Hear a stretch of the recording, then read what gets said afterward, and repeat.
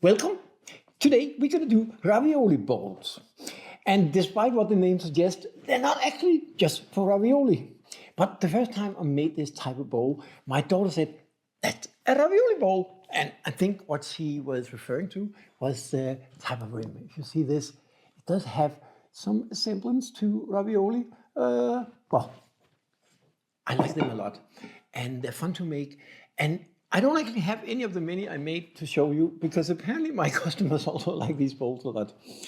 So today I'm going to show you 3 different ways that I do these split rim and modified bowls to make them more interesting. So welcome.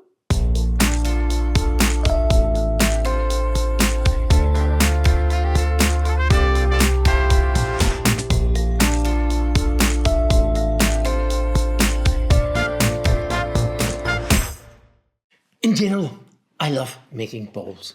It's such a useful kind of pot, especially if you're like me, a foodie kind of person. I love making foods, and pots or bowls are just so useful. I have lots of the bowls that I made in my kitchen.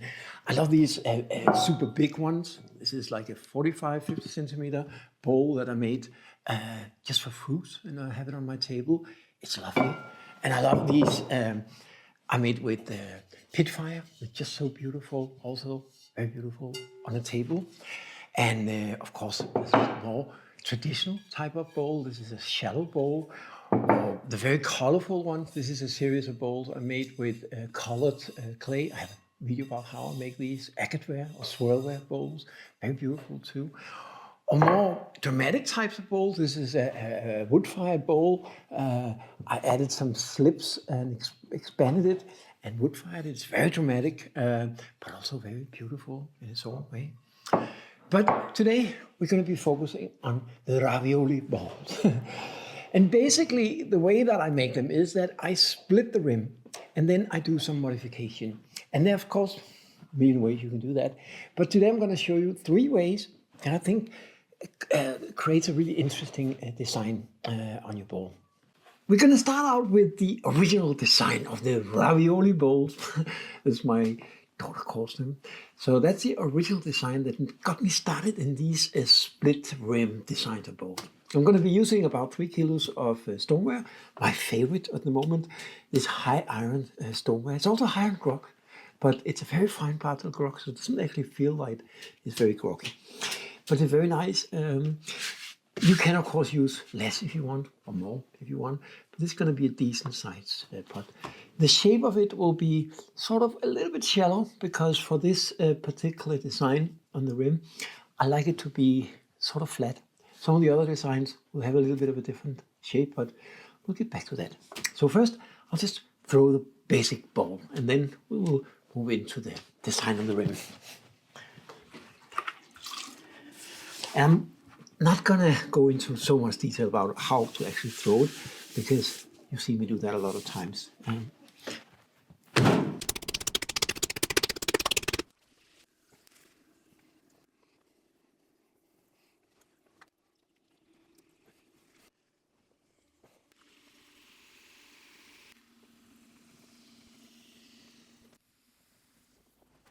The 2 things that are super important when you do this sort of design. First of all, they need to be very even, because when you're splitting the rim, if it's wobbling, then it's very difficult to make that split directly in the middle. The other thing is you need to have quite a bit of clay up here, because if it's too thin and you try to split it, you're going to break through one of the other sides. So you can make the sides as thin as you want, but you have to leave some clay up at the top, at the very the rim of it. So that's the 2 things. But other than that, you can I poked it. Other than that, you can more or less make whatever bowl design you like.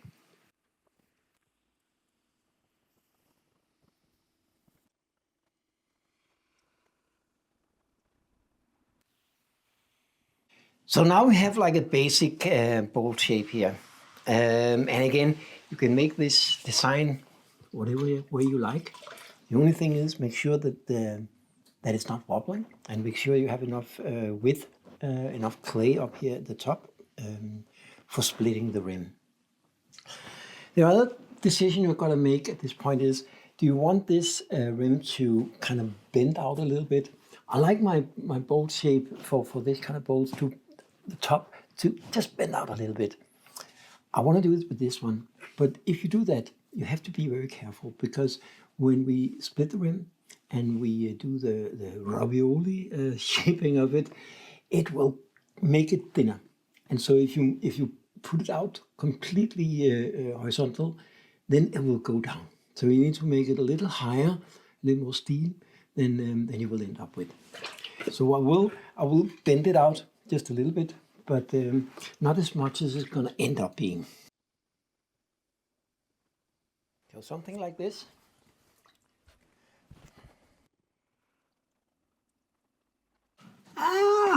Maybe we can take just a little bit more. So I think this is going to be good. And now I just want to make sure that the rim here is completely even, no wobbling, and have a flat top. That's not how I would usually end a rim like this on this kind of bowl, but for splitting the rim, that's actually, in my experience, the best starting point. So to split the rim, I like to use just a wooden tool like this. It could also be some sort of a rib, whatever tool you like to use. And got to make sure that it's not too dry. I'll just leave the tool in the water, and the rim has to be just a little bit wet. But if it's too wet, it's going to collapse on you. And then I'm going to use this, but I'm going to go very slowly, and I'm not going to take it in too deep to begin with. To begin with, I'm just marking it. And then I will slowly move it more and more into the rim. And that way, I can turn it now a little bit to make the rim wider, if I want that. And I do in this case. And now we have a split rim. I'll just use my sponge, these very nice mud tool sponges that are very fine particles, so they're very good at cleaning up and not leaving any marks. So now we're ready to do the altering of the rim, the ravioli design. So to make this design, I'm using 3 fingers.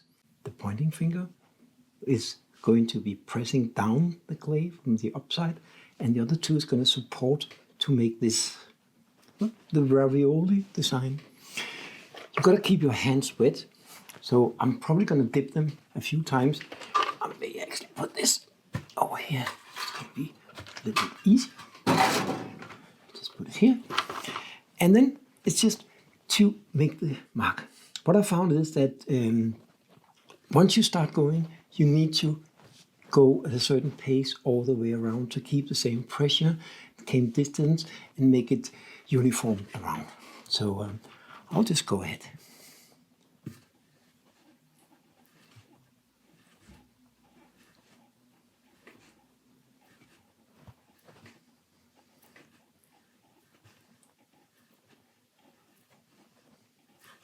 And as you see, they will, because it expands the clay a little bit when I do this, so it will make them bend a little more.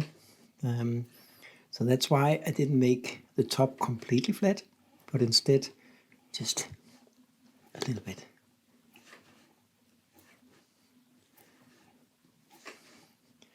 And now when you get close to the edge, you'll have to decide how many you can make. And I think that turned out nice. And so now I'll just have to let me just get the sponge here. Ready? Then I'll just clean it up a little bit. First on the top, because what you will see here is I will also, because it can change it will be a little more wobbly after you do this. So I usually go in and I raise it a little bit like this and make it just a little more even. So that's it. That's the ravioli design. And now that you see from the side, I think it looks really good. I like this. And you could make it without the split rim. It just adds another additional feature to it. And if you look from above, I think it's just a very beautiful, beautiful design, and it just gives the bowl an edge. I will be trimming this mostly on the outside, maybe also just fine-tuning it on the inside. I will be adding a white slip, I think, because it will do something good for the glaze I intend to use. That was the first design, so let's move on with the next. The next design is actually easier to make, but it's equally impressive. It's just not very ravioli-like. But it requires, in my opinion, a couple of things. First of all, we need a shape that is a little more upright because, well, I think it looks better with this design. It also goes for the third design, we'll do in a minute.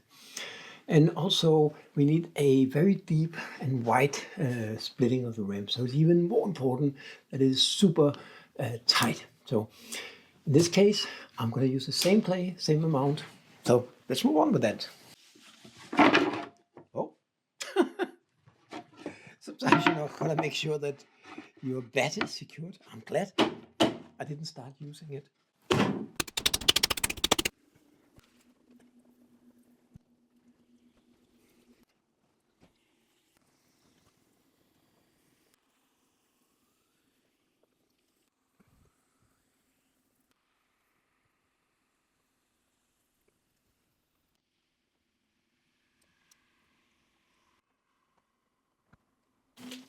So now we have this more, I would call it a more upright design. I think it's more like a classic salad bowl. I don't know what you call this design.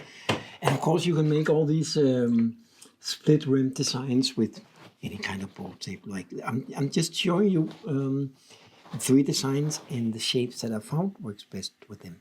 But I could be wrong, so maybe you can come up with something much better than me. Most likely. So now we're ready to do the splitting of the rim. So again, I'm going to use my wooden tool here. And again, you can use any kind of tool, but you need something that is pretty sharp to get in there. And again, making sure that it's nice and non-wobbling, what you call it, but straight running. Again, if it was like wobbling a lot, it would be almost impossible to make that cut directly into the middle of the rim, and that's what we want.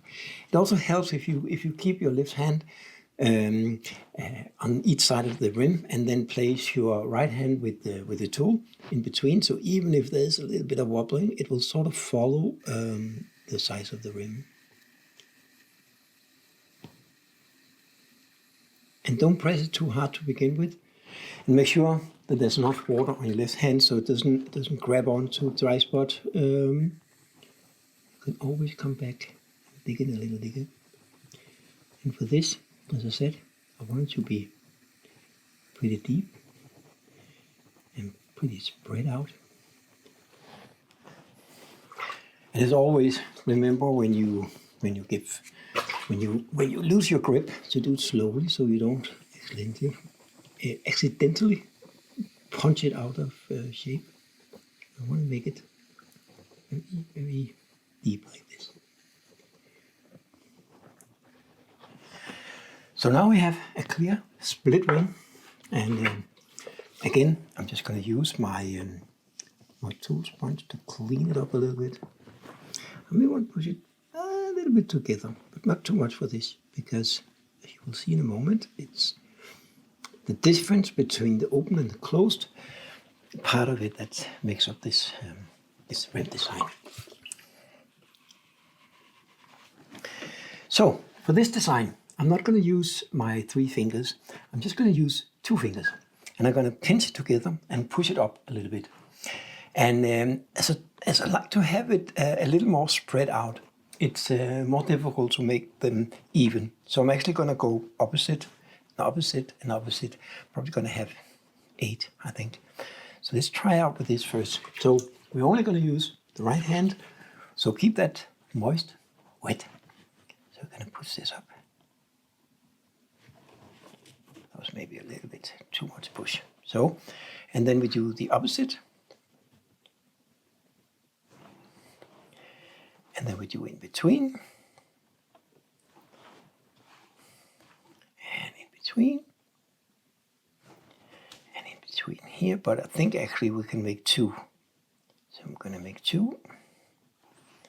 And I'm going to make two.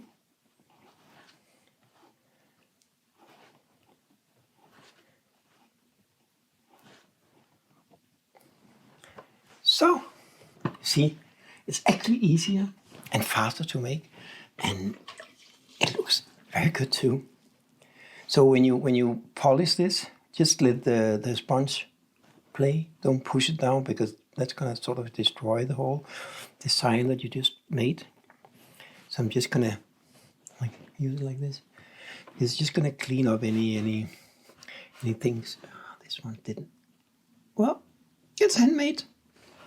One of them turned out a little bit different, but that's how it is when you handmade your pots. Which is also another good reason to make more than one at a time. Now I'm just doing one of each design.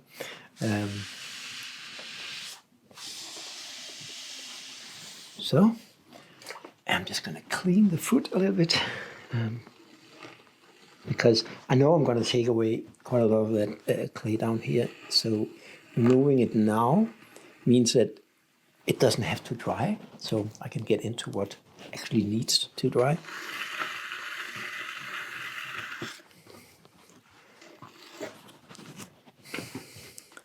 And now we have another design. I wouldn't call this a ravioli design, but I still think it's beautiful. It does give it something. And then I will show you later, maybe not this video, but next video, how it looks when you glaze it. Because all these textures, or what you call it, like patterns, and the fact that the glaze can hide in there, in the grooves. If you have a glaze that reacts well to breaking off edges and look very different, whether thick or thin, this will highlight it so much. Of course, you need a glaze that actually does that, but I have glazes that do that. The last design I'm going to do today do require a little bit of practice. Maybe that's why I put it last. It's also the one that I picked up last. I got inspired from some other potters, but didn't exactly copy it. You're welcome to do that if you want. But it's radically different than the first two. And it takes a little more time to do, and it's a little more tricky to do. I will still make it in sort of an upright pot because I think the design works best for that. Whereas not a shallow bowl, but a sort of an upright. I don't know what you call that. Salad bowl, I would say, because the design looks better that way. I think. Again, feel free to try it out. Any kind of bowl you like. So again, it's going to be upright, but unlike the first two, the rim needs to be not as deep and a little bit stronger. So we can't have these very tall, very thin, very fragile walls. We need some not so deep and a little bit stronger. I'll show you when we get to that.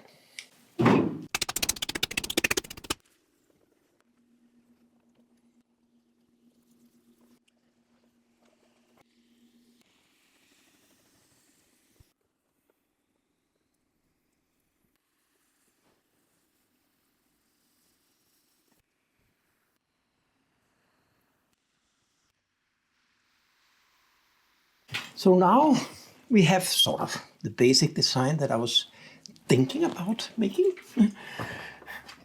It's always funny when you do pots and you have this design in your head. Sometimes it ends up like that, sometimes not. This time, I think it sort of did.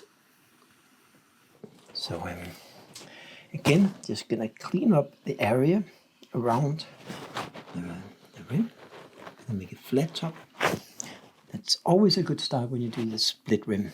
If it's too round, it's very difficult to make that cut precisely enough. So now we're ready. And once again, I'm going to use my wood tool. I am, however, not going to make it as deep as I did with the other ones. I will explain in a minute why. So I'm not making it as deep, and I'm trying to make sure that the walls are pretty thick.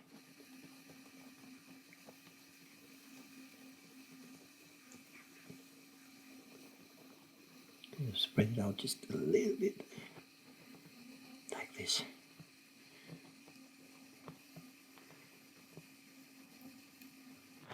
Yeah, I think that's good. And again, I just want to clean it up a little bit with the sponge on the top. It's a little bit there. Yeah.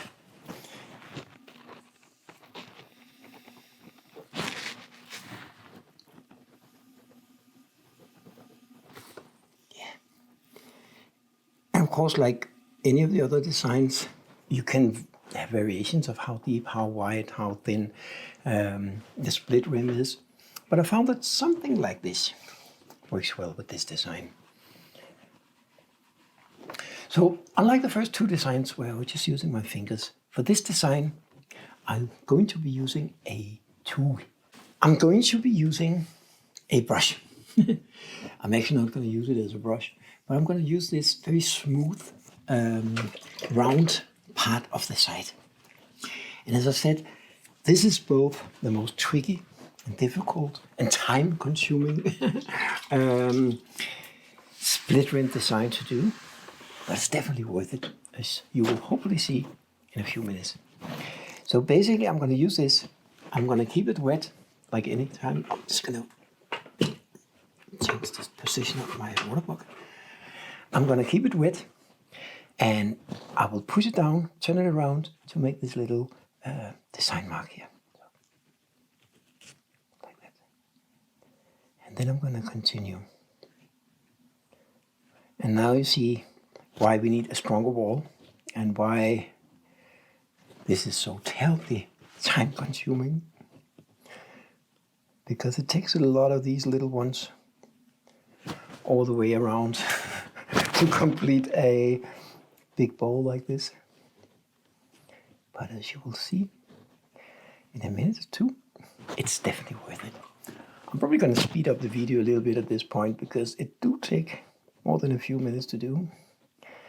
And now that you've seen the first ones, it's just going to be repetitive all the way around.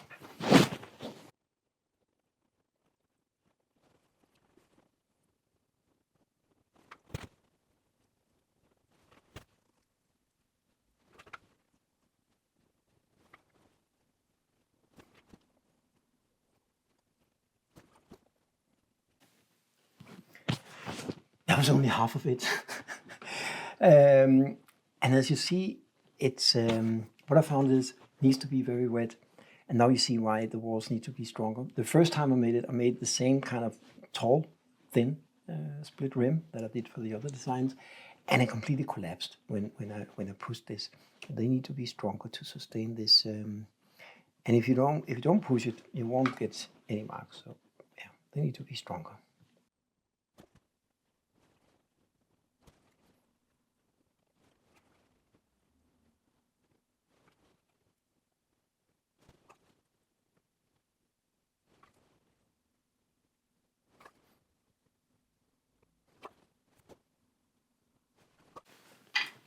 So I made it all the way around.